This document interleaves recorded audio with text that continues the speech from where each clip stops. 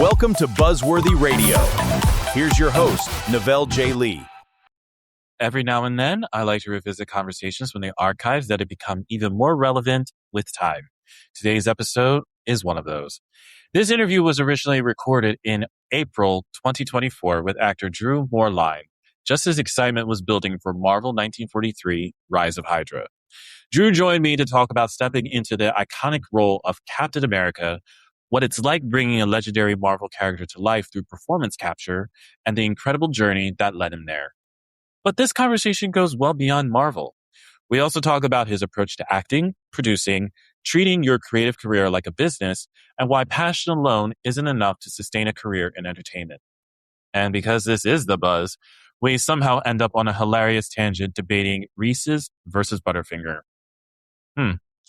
Listening back to this interview, I couldn't help but notice how much both Drew and I have grown professionally since this conversation took place. It's a fun snapshot in time, and I think you'll appreciate the authenticity, the laughs, and the insights just as much today as when we first recorded it. So whether you are a Marvel fan, a gamer, an aspiring creative, or just love great conversations, I think you're going to enjoy this one. Here's our conversation with Drew Moerlein. Check it out. Monday is officially over. I now look at it and going, the rest of the week now I can coast by. As long as I get through Monday, then I'm good. Because that's it, man. Sucks. Monday is the day, right? I understand now why Garfield hates it. More so than anything. I think Garfield is my spirit animal. I understand why he hates Mondays and loves lasagna and likes to sleep.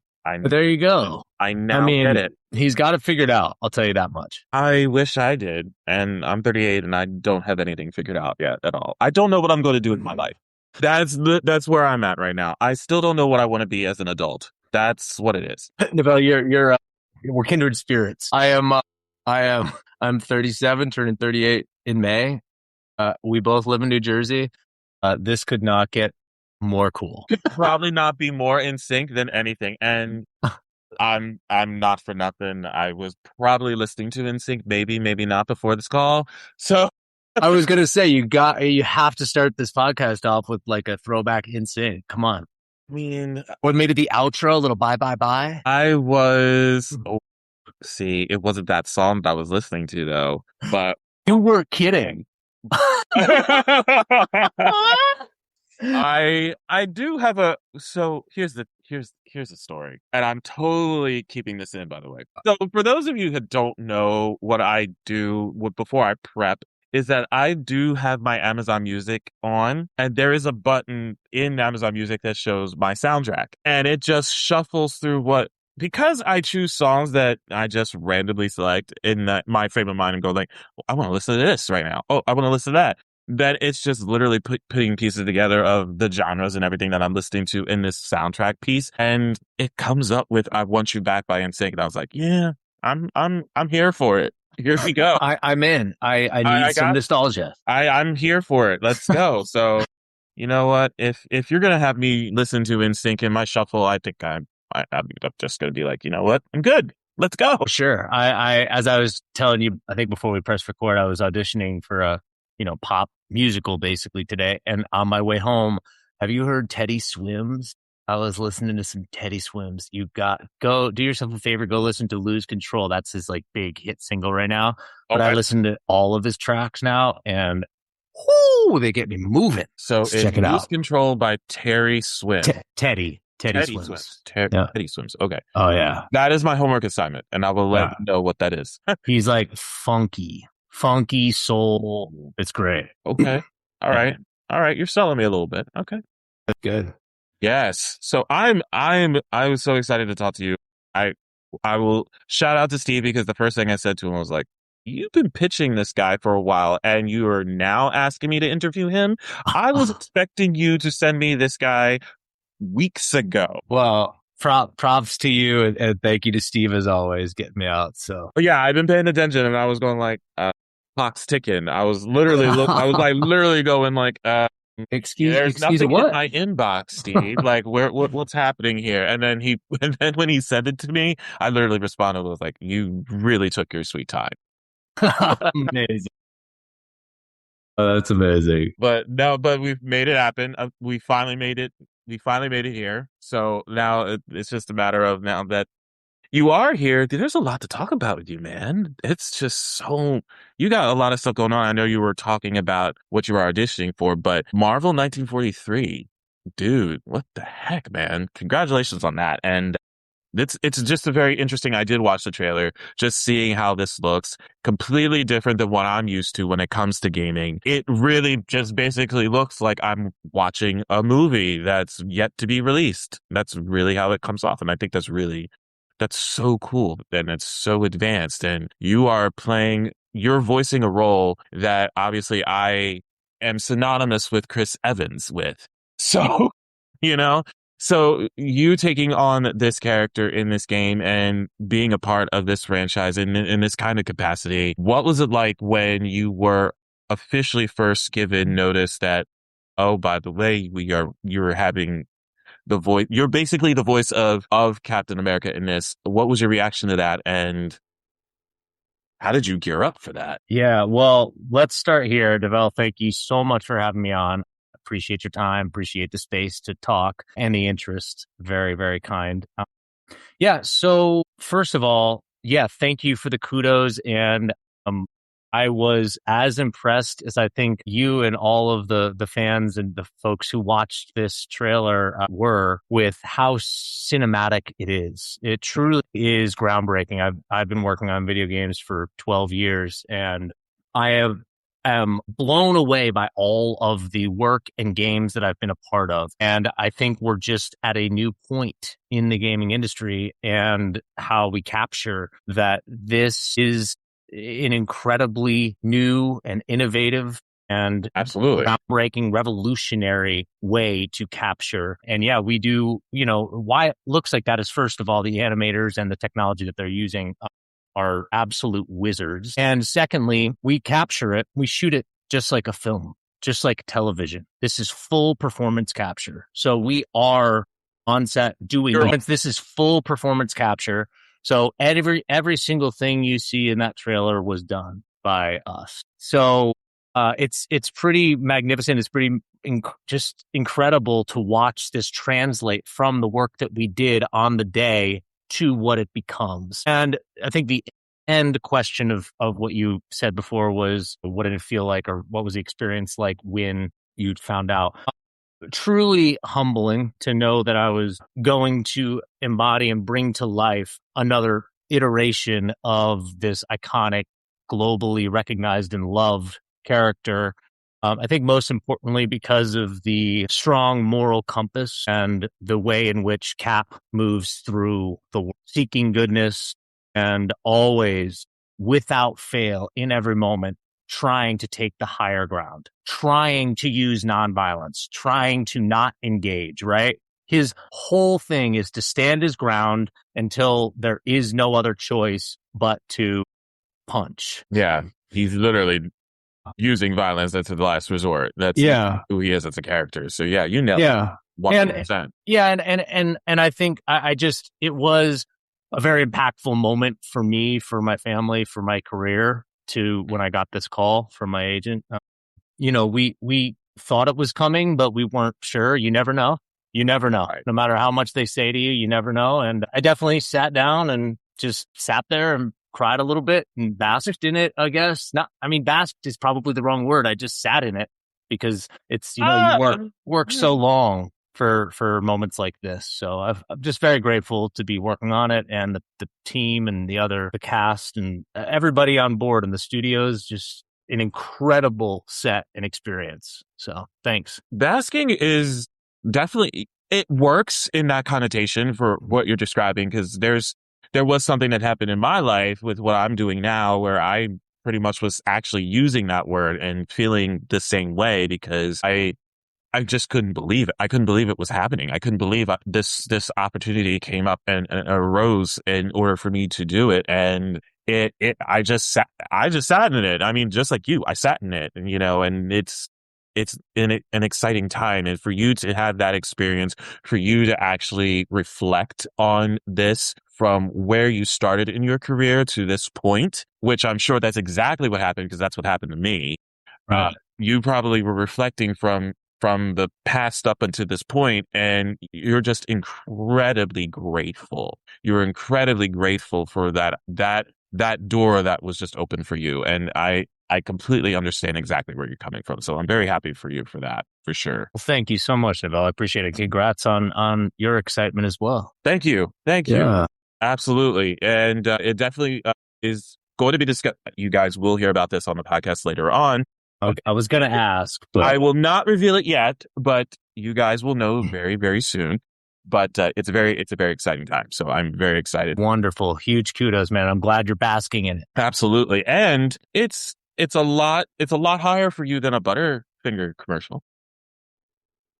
Hey, man, every rung is a rung, right? Trust me, every rung is a rung. I agree. But I said that because I'm a Reese's guy. Ooh. Yeah. Ooh. Dude, I've said that to plenty of people who are not Reese's fans, and they literally tried to disown me. I was like, I'm sorry, you can't leave. You're stuck with me. Yeah. But at least I know you won't eat them because they're now mine. So I'm Reese's guy. So that's why I said that, because I was like, oh man, I understand. You had to be, you were in a TV commercial, but couldn't it have been a Reese cup? Couldn't it have been the other peanut butter candy? Listen, I'm going to get my agents. I'm going to get my agents on that right now. We're going to focus all efforts on a Reese's commercial. Okay. And then I'll I think you got to rectify this for me. Like that is your next goal, is to be in a Reese's commercial, and then we'll be square. And then I will applaud it. I will shout it to the heavens that this dude literally is king because he was in a Reese's commercial. Right. We're having a guest we had on a few months ago, Drew Moerlein. He's back because he has a Reese's commercial. And that's all we're talking about today. Honestly, that's probably a topic that I would totally do. And, and it would just be the only thing while we're eating Reese's on camera. Like that really would be it. I am in 100%. Dude, we should totally do like candy, like all candies, like sitting here. We're going through all the popular ones. Yes. Be like, yes, no to each one. Like, I would probably say no. If that just lost me some viewership, I'm not sorry, because I don't like M&Ms at all. This is like, it's like hot ones with candy. Unless it's the peanut butter M&Ms, then I'll say yes. Yeah. We like peanut M&Ms. But see, if I said that, that means I could just eat Reese's Pieces. So what's the point of eating M&Ms at that? It's texture. There's a texture here. We're not addressing it. There's a texture in a peanut M&M. See, this totally is now a new subject matter that we could totally dive into now that we're talking about this, because we're going off the deep end, folks. We are literally going off the deep end to a point where this could potentially be a topic for him when he comes back. So we are jotting this down. Let's talk about the different textures between peanut M&Ms and Reese's Pieces. So there it is. There it is. That's one of the subject matters. But I have to know, how did you get into this territory? How did you find your passion for acting and getting involved in it? Especially because as many of the actors and actresses I've had on the show, it's such a difficult field to get into. And I'm just always so impressed for those that do find their way into that realm of reality, because it's so hard and it's so difficult. And I was actually, before we started recording, I was telling you I was in Los Angeles about a couple of weeks ago, and I was at the Deadline Contenders television event, and I was talking to actors who were just starting in the business, and I just had to tell them, for you guys to just start in it and finding your way, congratulations to you, because it's such a hard medium. And I'm probably not one of those guys that could memorize lines or do anything or say it in such a way where they would ever re-sign a contract with me. I'm just flat out honest.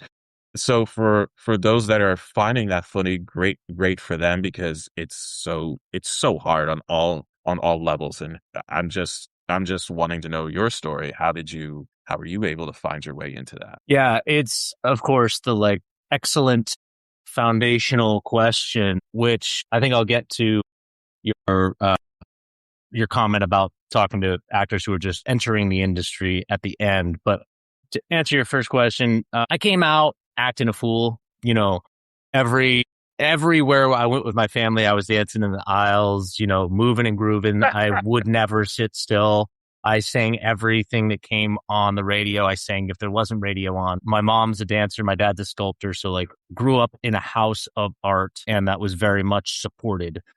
And then I really started to dedicate myself to it in early middle school, and then into high school. I realized that, with the help of some folks who were mentoring me and teaching me that there was potential for this to be a life and a career, and I loved it. So yeah, that was sort of the SparkNotes version of my journey. And the one thing I would say as a piece of advice is that it might sound kind of harsh, but that just your art will not sustain a career in this industry. It is a business. Yeah. You are a business. Drew Moerlein, is a business. I'm the CEO of that business, of that brand. So learning to make money, to manage that money, and to turn your art into a business is essential and necessary if you want a career in this business. Of course, I do all of those things and I make that money and manage that money to be able to create the art that I want to create. I love all of the art that I'm hired to create. I love picking projects or choosing projects that I respond to, but I also like to create my own content with all the efforts and business savvy mind that has allowed me to do so. It's interesting you said that. When you were describing that, I was hearing the part where how you're saying that you are your business and you are the creator of your business. You are the founder of your business. I never thought of that mentality until maybe like a few weeks ago. I was talking to a really good friend of mine who lives in New York, and in regards to my website and the podcast, I was actually revamping everything, redid the website and everything. Got new business cards, all that stuff. And I was showing him the design. And the first thing he said to me was, let me set that up real quick. So the card itself, while it had the name of the podcast, it was my name. And then I put what my title was underneath it. And I put host/blogger underneath of it. The first thing that my friend said to me was, you need to change your title. I was like, what do you mean? He was like, you need to change your title to founder and CEO. Because that's your business. This is your business. This is what you're doing in order to elevate your business, make money from your business, and attract other people to want to invest in your business. You need to change your title. Never thought of it that way before. And until we had that conversation, and I wound up doing it, and I got the new cards and changed it that way. And it was very receptive once I did that. So it definitely was noticeable when I changed that, but hearing you say it as well really reinforced what he told me, and it now completely and utterly makes sense as to why I needed to do it that way. So it was just so funny in the interesting way to hear you say that. Sure, for sure. Yeah, I mean, I think, of course, there are actors, right? People who only act as their lane. I believe for myself, this is just for myself, that a multi-hyphenate, a Swiss Army knife, an all-around industry professional, from producing to writing to acting to directing to creating to, being the CEO of a multifaceted business is the way of the future, right? And I think it also helps to take it away from the idea of a hobby. Oh, absolutely. Right? Make it into a business. I am a business. Yeah. And I know how to run my business. And of course, this is all just this comes from a place of wanting to, hoping to inspire, right? And to guide others down this path. That we have to learn how a business entity runs its books and its operation in order to turn our business into a flourishing business, aside from the art, which props it up. Which builds it up. Yeah, absolutely. And it's still something that I'm learning to this day and being invested in that more. So it's nice to hear, especially from you, exactly that what he was trying to emulate to me about it, that's exactly what he was trying to say to me. So it's definitely reassuring to hear that from you. So thank you for that. Absolutely. And you, in this business, you've worked with so many wonderful people who I was looking at this list and I'm like, wow, he worked with Minnie Driver. He worked with Tyrese. He worked with so many big names. And I'm just kind of sitting there going, I'm starstruck for you. But I'm also wondering, how is it like working with these guys? I mean, especially Mini Driver has been my favorite for years, and just seeing that you were able to work with her, what was that like? Yeah, well, let me answer let me touch on Starstruck first. I was actually talking to a friend today at a meeting before my audition in the city, and it's so interesting. He had meetings with like super big companies and big wigs and all these companies. He's here from out of town for all these meetings in New York. And I was like, that's so insane, man. Well done. Like, you're getting to meet these people. And he was just like, it doesn't feel like that. I'm just walk in there and we're just people with aligned ideas and goals that are meeting to try to reach these goals together. And we're just people, right? And I was like, you're totally right. That's what I feel like when I show up on a set with whoever is there, whoever I'm working with. Of course, I see people and I think, I am a huge fan of your work. I look up to how you've run your career, your business, and the projects that you've done. But at the same time, I immediately get down to the humanity of it. Like, they're a person, they have family, they have a life outside of what we're doing that day. They definitely have a life outside of the credits that are on their resume, right? Right. So I don't know. For me, it's just about the connection. And yeah, again, of course, it's incredible to work with people with a history of incredible projects under their belt. But yeah, so I guess on to your next question, Tyrese, who's in Bloodline Killer, which I'm sure we might speak on soon. Oh yeah. He is incredibly grounded and disciplined, and just brings a sort of a pro quality energy to the set.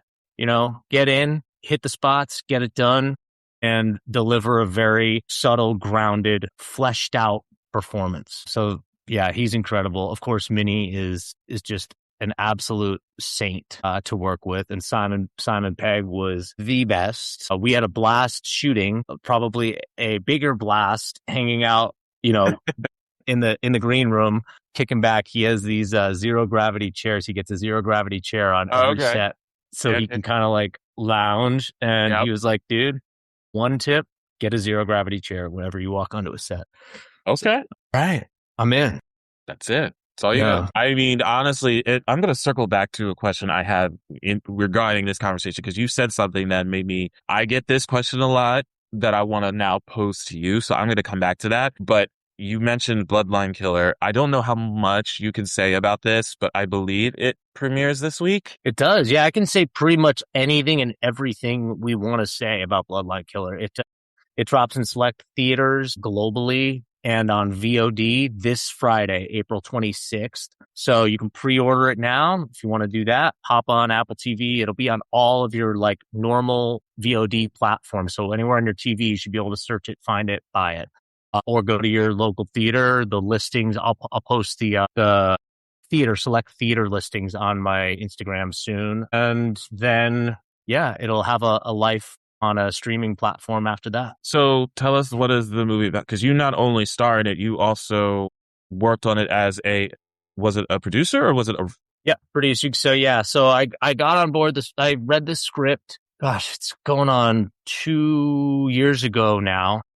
I read this script. A producing friend of mine sent it to me, and I was like, that's me. That's me. That's a role that I can just put that skin on and we're good to go. So I very much responded to it. And then I very much responded to it's a classic slasher thriller that has a unique twist in the fact that it has these 3-dimensional, beautifully fleshed out characters and relationships. You feel for these people, you care for these people throughout the film, which is very impactful to me in the horror genre, right? We need to care whether people live or die. So, I think it has all the elements that horror fans love: the blood, the suspense, the terrifying masked killer, which I feel like this genre is in need, is craving a new masked killer, right? Yeah. And then the bonus is characters that we can all relate to. So I read the script and I said, this is uniquely authentic in that it is an actor's dream to play this role, and it still has great commercial viability. So once I got on board, I shot a tape, and we all were down for that. We were moving towards pre-production, and there was a conversation about jumping on in a producing capacity. And I said, absolutely, for the same exact reasons that I just mentioned. It made perfect sense from a business standpoint to join the team for this one. It's interesting you mentioned about when you're, especially when it comes to horror films, and being invested in these characters and they're character driven and in such a way that we are invested in them. We don't see that in horror films really, if at all. And it just doesn't happen that way. We don't get invested in these characters in such a way where we are actually going like, can they survive? Oh no, can they not survive? Majority of the time we're going like, no, kill them off. That's normally what happens, especially if in the Scream franchise, calling that out. I've done that. There have been characters literally in Scream where I'm just going like, I really don't care about this character. Please go away. And if going away means you get killed off, you get killed off. So it makes it so much different because then if they do make their untimely fate, then I feel something for them. It makes a whole difference in the world, because then it's just like, I got so invested in them. I wanted to see their story, and then all of a sudden they're gone. It makes a huge difference when you watch it, for sure. Yeah, well, I mean, I completely agree with that. And, I think that's where, this film may rise to the top of the, sift up through the titles, because you go, ooh, I care. I want to follow this journey. I want to find out what happens to them. And then, of course, the ultimate goal of this film is that you get to follow this family through another iteration, and then another iteration. From my lips to, Never say never in this business. It can happen for sure. So that's it, man. That's it. So the question I was going to circle back to in reference to the last topic that we were talking about, and it's such a weird flex to get this question, I think, but it's also a very interesting one because, as I mentioned, I get this a lot. And the question is, do you still love what you do? Because I've been doing this for so long. Do I get tired of it? Does it now becomes, it's just so monotonous, and it now just becomes a routine. And it was just interesting that I get this question a lot, because I do sit there and I go, well, I feel that if I was not excited for when I get to do certain things and certain interviews and events overall, I wouldn't still be here doing this. I would have hung my head up years ago. I feel that every time I get on a Zoom call and do interviews, if I don't feel that sense of excitement when I get on the horn, I will not be here doing this at all. And I feel like that could be said for when you were talking about when you're on set and you meet these actors and actresses who have that resume. They don't even have to have that resume. You're just on set and you're doing what you want, no matter if it's the acting, if it's the writing, if it's the producing, since you're also involved in that. If you don't find the love for it still, you're not going to wind up doing it. And I can hear in your voice when you're talking about this, you have such a passion for this. There's no way you're going to give that up. Yeah. So, I always wonder, should I say this or not? But I shoot from the hip, so let's do it. I've had times. This is what I always say to young actors. I'm like, if you wake up one morning and you don't want to act, you should probably follow that and go, do something that is a bit more consistent and less of a roller coaster. Yeah. So I guess where that leads to, that sounds pretty harsh and somewhat morbid, but where that leads to is I've definitely hoped that I wake up and don't have to act that day from an impulse inside of me. And to this day, this is a long-winded answer to your question. To this day, I woke up this morning wanting and needing to act, to be in this business. I love what I do. Does it make me crazy? Does it make me lose my mind? Is it incredibly challenging and not linear and not, it is not a meritocracy, right? So it's incredibly challenging, but I thrive in this world. I've realized I am high paced. I'm high adrenaline. The fact that every single day that I live my life is completely different. First of all, I usually don't know what I'm doing the next day. I wake up and it's Fair. like, thing, okay, cool. Okay, so go there and then audition for this. And then, I book, okay, I'm going out there and there are no auditions now for 3 weeks. Okay, cool. Like it's mayhem, but for me, it's where I thrive and it's the best type of mayhem. So the really long answer is I love what I do and I wake up every day wanting to do it. I feel like stepping out and like honoring those instincts will open our eyes to, you'll come back a different shaped person into the industry, absolutely. Right? With different knowledge, different experiences, different perspective on what it was to you before and what it is to you now. And I've definitely gone through moments of that, of like, what am I doing? Like, let's see what else lands. And then I start exploring that other thing and not necessarily stepping away fully. That hasn't been my experience, but exploring the other thing, and the other thing just happens to directly inform or assist my dream of building my acting career. And, I think trusting ourselves and trusting those instincts and trusting that our journey is our unique journey is all we can do. I feel like we're like in a therapy session, and that's a good thing. There we go. Hey man, it's the Drew Moerlein.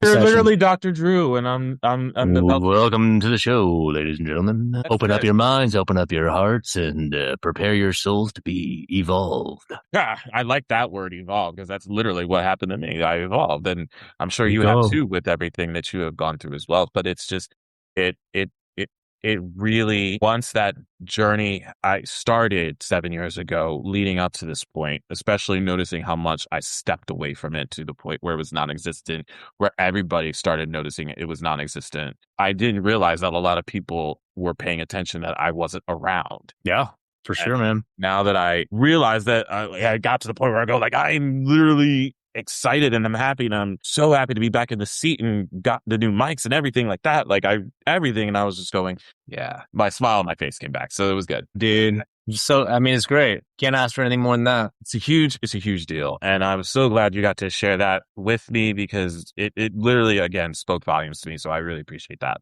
Yeah, of course. Now, you got to tell us where we could find you on the socials. You mentioned you have an Instagram. Is that where we can primarily find you? Yeah, that's my primary social. So at Drew Moerlein, DrewMoerlein, all the vowels. All the vowels. Yeah, my website's the same, www.drewmoerlein.com. And yeah, it's been an absolute pleasure. And I'm so happy we got to talk and, fall off the rails, come back on the rails, go on tangents, come back. It's always a blast. I definitely want you to come back. You've got to come back. The seat is always open for you. And who knows, might be in New York, might be here in Jersey. You never know. That's it, man. Two Jersey boys hanging out on a Monday night. On a Monday night. And definitely, I think we're going to do the candy thing for sure. And if they can do podcasts and video interviews where they're eating hot wings, we can do it eating candy. Yeah, if anything, it'll just turn into like an ASMR thing where we'll just open up candy and chew on it right next to the mic, and it'll go viral. It's gonna be great. It's gonna be great. It's good as long as it's Reese's. I think you're gonna choose, man. That's all there is to that, and all the views will probably be mine. It's Reese's. I'm going like, man, that Reese's. I just think about it. That Reese's was so good. Should I get another one? No, or in the house. Shoot, I gotta go to the store. That's probably what'll be happening when I watch that video, if I watch it back. You never know. But Drew, thank you so much, man. This was fun. I'm so glad you came on and we got. Yeah, for sure, man. I really appreciate your time and thank you so much for the space and having me on. Absolutely. Take care, man. Appreciate it. Good, man. Peace. Thanks for tuning in to The Buzz. Catch all episodes on Spotify. Remember to like and subscribe. Visit buzzworthyradiocast.com.